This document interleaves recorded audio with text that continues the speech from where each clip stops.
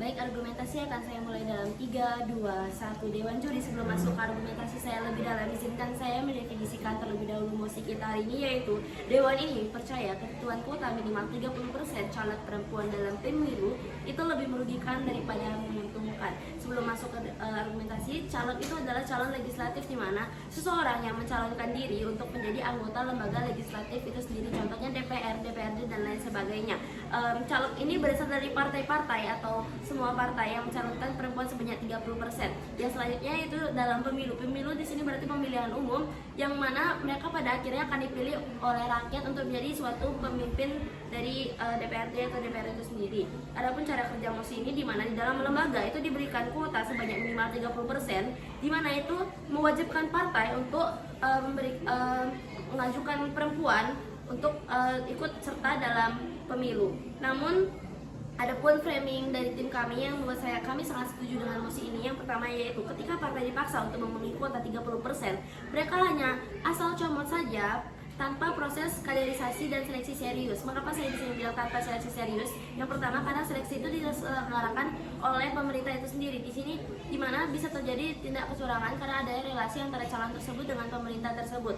Yang selanjutnya karena kebanyakan kasus juga terjadi kecurangan ada relasi tersebut. Yang selanjutnya yaitu framing saya kedua, itu ada yang aktor rentan. Di sini ada perempuan dan partai politik kecil. Kenapa perempuan? Karena mereka malah dijadikan formalitas saja dan bukan diberdayakan dengan seharusnya. Yang selanjutnya, mengapa partai politik kecil? Yaitu hal ini akan membuat partai tersebut kesulitan untuk mencari sumber daya caleg untuk memenuhi kuota. Hal ini akan membebani mereka terhadap aturan-aturan tersebut. Adapun bahan pembuktian dari tim kami, yang pertama yaitu mengapa hal itu malah merugikan partai dan perempuan itu sendiri.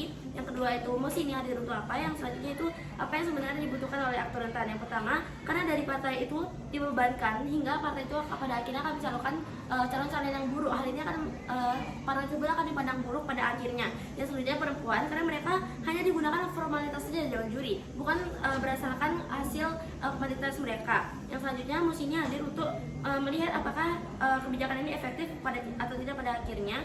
Yang selanjutnya di sini perempuan itu harusnya didukung oleh sumber daya, di mana partai itu juga harus dilakukan secara fleksibel atau mencarikan calon yang berpeluang. Ataupun prinsip mekanisme kita yaitu jika perempuan hanya dipilih berdasarkan formalitas, ini akan merugikan perempuan. Kenapa? Karena ini akan membuat posisi perempuan itu tidak kuat pada akhirnya, karena di sini perempuan hanya dilihat sebagai buruk. Jika perempuan yang tidak berkompeten hadir dalam partai karena selektif yang tidak adil, pada akhirnya akan membuat stereotip negatif terhadap kinerja perempuan meningkat. Itu akan membuat pemilihan perempuan pada akhirnya akan menurun. Hal ini juga tidak simetris pada kesetaraan gender pada akhirnya.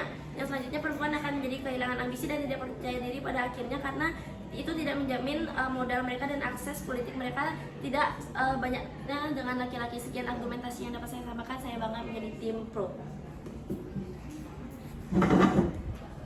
Baik, argumen akan saya mulai dalam hitungan 3, 2, 1. Dewan Juri, kita pahami ini adalah mosi analisis, yaitu kita memframing terkait adanya ketika partai dipaksa untuk memenuhi kuota 30%, mereka hanya ingin asal comot tanpa adanya akreditasi, tanpa proses kaderisasi dan seleksi selektif.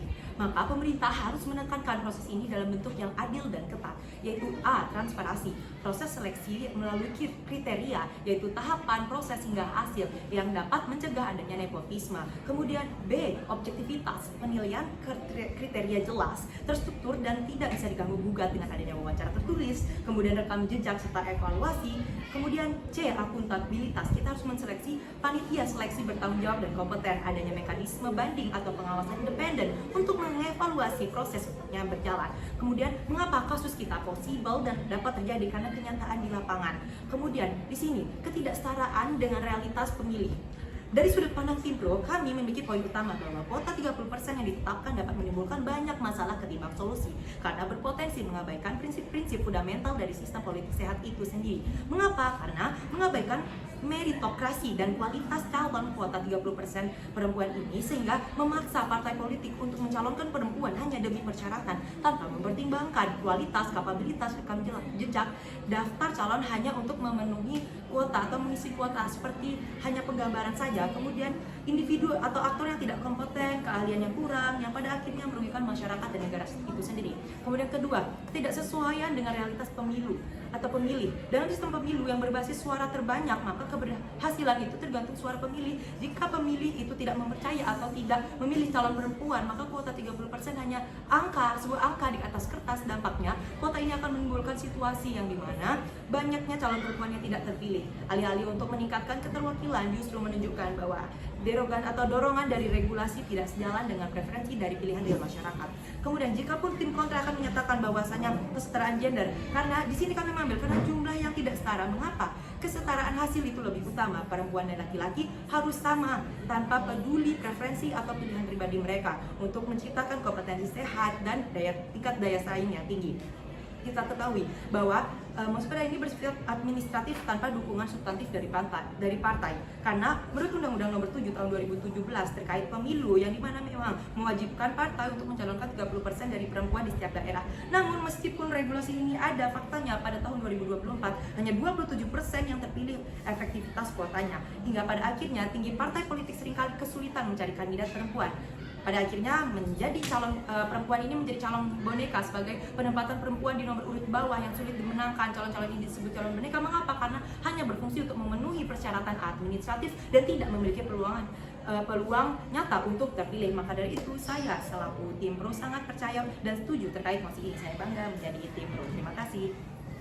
Baik, terima kasih. Aku saya mulai dalam hitungan 3, 2, 1. Dewan Juri, mari kita lihat. Mosi pada hari ini adalah mosi analisis, yaitu Dewan ini percaya ketentuan kuota 30% caleg perempuan dalam pemilu lebih merugikan daripada menguntungkan. Di mana posisi kami yaitu kami setuju dengan adanya mosi pada hari ini. Kenapa? Sebelum saya memasuki kepada argumentasi, mari kita lihat dalam adanya lembaga akan diberikan kuota 30% itu minimal, lalu akan mewajibkan semua partai untuk perempuan untuk mengajukan. Namun pada akhirnya hasil tetap ditentukan oleh rakyat dan melihat apakah itu merugikan negara atau tidak. Lalu kenapa hal ini akan merugikan partai dan perempuan itu sendiri? Pertama, karena dari partai dibebankan memaksa perempuan yang tak kompeten yang berdampak menurunkan standar kompetensi anggota legislatif itu sendiri yang diisi oleh individu atau aktor yang tidak kompeten. Dengan adanya individu yang keahliannya kurang, maka pada akhirnya akan merugikan masyarakat pula. Lalu yang kedua, kota ini tidak sesuai dengan realita Dewan Juri dalam sistem pemilihan yang dimana tergantung dari suara pemilih. Namun jika tidak terpilih, maka persenan tersebut tidak akan realistis pada akhirnya. Lalu yang ketiga, jika pemerintah ingin memenuhi 30% kota, mereka harus menekankan proses ini dalam bentuk adil dan ketat yang seperti sudah disampaikan oleh pembicara kedua saya. Yang dimana dalam bentuk yang pertama yaitu A, transparansi, yang kedua itu B, objektivitas, lalu C, akuntabilitas yang sudah dijelaskan secara jelas oleh pembicara kedua saya. Lalu mekanisme yang telah ditekankan oleh pembicara pertama saya yaitu jika perempuan dipilih secara formalitas akan merugikan perempuan karena pertama, itu tidak akan memperkuat posisi perempuan pada akhirnya yang dimana perempuan dilihat masyarakat tidak kompatibel dari hasil selektif yang tidak kompatibel. Lalu yang B, perempuan yang serius bakal lihat dirinya itu nggak dihargai dengan kesempatan itu bukan hasil dari yang murni dengan hasil yang sekedar. Yang dimana dampak yang didapatkan akan merugikan pada akhirnya daripada menguntungkan pada akhirnya. Yang dimana dampak yang akan kita dapatkan itu yang pertama, hal ini dapat menurunkan standar kompetensi anggota legislatif itu sendiri dan pada akhirnya legislatif akan diisi oleh individu atau aktor yang tidak kompeten. Lalu yang kedua, kota ini akan menimbulkan situasi di mana banyak perempuan yang tidak terpilih, alih-alih meningkatkan keterwakilan, justru menunjukkan bahwa dorongan dari regulasi tidak sejalan dengan preferensi dari pilihan dari masyarakat. Oleh karena itulah Dewan Juri, kami di sini sangat setuju dengan adanya ketentuan kota 30% caleg perempuan ini dalam pemilu lebih merugikan daripada menguntungkan. Lalu mekanisme yang akan kami tekankan jika perempuan hanya dipilih berdasarkan formalitas ini akan merugikan perempuan. Kenapa? Karena yang pertama tidak memperkuat posisi perempuan seperti yang sudah saya jelaskan. Jika perempuan pula tidak berkompeten hadir, pula akan menurunkan kualitas dari legislatif itu sendiri. Oleh karena itulah saya di sini bangga menjadi tim pro dan tim pro.